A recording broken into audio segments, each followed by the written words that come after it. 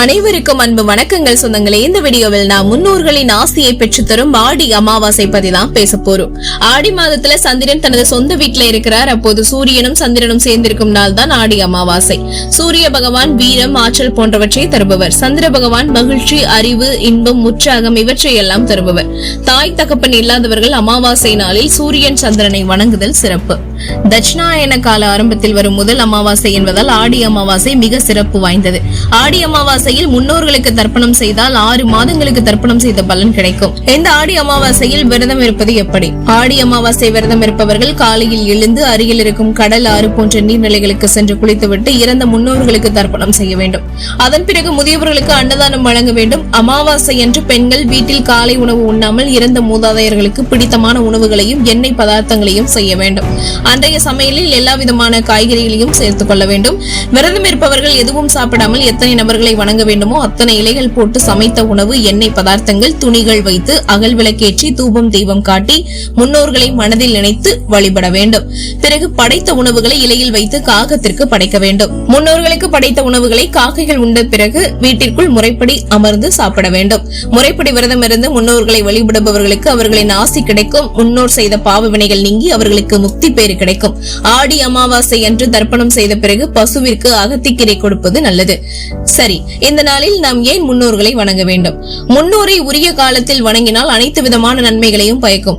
வருடத்தில் 96 முறை தர்ப்பணங்கள் செய்ய வேண்டும் என்கிறது நமது வேதம். அனைத்தையும் செய்யாவிட்டாலும் ஆடி மற்றும் தை மாத அமாவாசைகளில் மட்டும் அவசியம் செய்ய வேண்டும். அவ்வாறு தவறும் பட்சத்தில் மகாலய பட்சத்தில் செய்ய வேண்டும். ஒருவன் தன் பெற்றோரையும் குலதெய்வத்தையும் முன்னோர்களையும் வணங்கலன்னா மற்ற தெய்வங்களை வணங்கி பலனே கிடையாது. அப்படிப்பட்ட சிறப்புகள் வாய்ந்த நம் முன்னோர்களை ஆடி, புரட்டாசி, தை ஆகிய அமாவாசை தினங்களில் மிக சிறப்பாக தர்ப்பணம் கொடுத்து வழிபடுவது வழக்கம். இந்த அமாவாசை தினத்தில் எறும்பு, பசு, காகம், நாய், பூனை மற்றும் அந்தணர்களுக்கு உணவளித்து அவர்களின் வயிற்றை நிறைத்தால் கடவுளின் ஆசையும் முன்னோர்களின் ஆசையும் நமக்கு கிடைக்கும். சரி, இந்த ஆடி அமாவாசை தினத்தில் என்ன செய்யணும்? ஆடி அமாவாசை தினத்துல நீர்நிலைகளான கடல், ஆறு உள்ளிட்ட இடங்கள்ல முன்னோர்களுக்கு பிடிச்ச உணவுகள் படைச்சும் திதி தர்ப்பணம் கொடுத்தும் வழிபடுறது வழக்கம். அப்படி நீர்நிலைகளுக்கு போய் தர்ப்பணம் கொடுக்க முடியாதவங்க வீட்டிலேயே தர்ப்பணம் கொடுத்து அதை பக்கத்தில் உள்ள நீர்நிலைகள்ல கொண்டு சேர்த்துடலாம். இப்போ காகத்துக்கு ஏன் இவ்வளவு முக்கியத்துவம் கேட்டீங்கன்னா, அமாவாசை வழிபாட்டுல காகத்துக்கு ரொம்பவே முக்கியத்துவம் கொடுக்கறாங்க. சனீஸ்வர பகவானின் வாகனமான காகம் யமலோகத்தின் வாசலில் இருப்பதாகவும் அது யமனின் தூதுவன் அப்படின்னு சொல்லப்படுது. காகத்துக்கு சாதம் வைக்கிறது யமலோகத்துல வாழ்ற நம்ம முன்னோர்கள் அமைதி அடைஞ்சு நமக்கு ஆசி வழங்குவாங்களாம். அது மட்டும் இல்ல, இன்றைய நாள்ல இந்த தவறை மட்டும் நீங்க செஞ்சிடாதீங்க. முன்னோர் வழிபாட்டுக்கு உகந்த அமாவாசை தினத்துல வீட்டு வாசல்ல கோலம் போடுறத தவிர்த்துடுங்க. தர்ப்பணம் கொடுக்கும் போது கிழக்கு முகமாக பார்த்தபடிதான் நம்ம கொடுக்கணும். மேலும் தர்ப்பணம் கொடுக்கும் போது கருப்பு எல்லை மற்றவர்களிடமிருந்து கடனாக வாங்கவே கூடாது.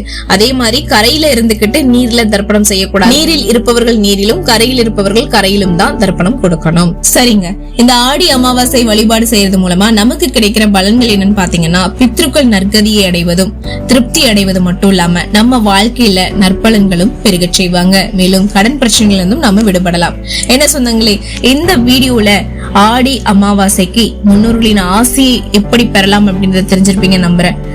இந்த வீடியோ உங்களுக்கு ரொம்பவே பயனுள்ளதா இருந்தது அப்படின்னா லைக் பண்ணுங்க, இதை நிறைய பேருக்கு ஷேர் பண்ணுங்க, பயன்பெறட்டும். மேலும் இந்த ஆடி அமாவாசைக்கு நீங்க உங்களுடைய முன்னோர்களுக்கு தர்ப்பணம் கொடுக்க போறீங்களா அப்படின்றத மறக்காம கமெண்ட் பாக்ஸ்ல சொல்லுங்க. மேலும் இன்றைய ஆடி அமாவாசையில உங்களோட முன்னோர்களுக்கு நீங்க தர்ப்பணம் கொடுக்க போறீங்களா அப்படின்றத மறக்காம கமெண்ட் பாக்ஸ்ல சொல்லுங்க. மேலும் இது போன்ற அருமையான ஆன்மீக வீடியோக்களுக்கு நீங்க பண்ணுறது நம்மளுடைய சேனலை சப்ஸ்கிரைப் பண்ணி சப்போர்ட் பண்ணுங்க.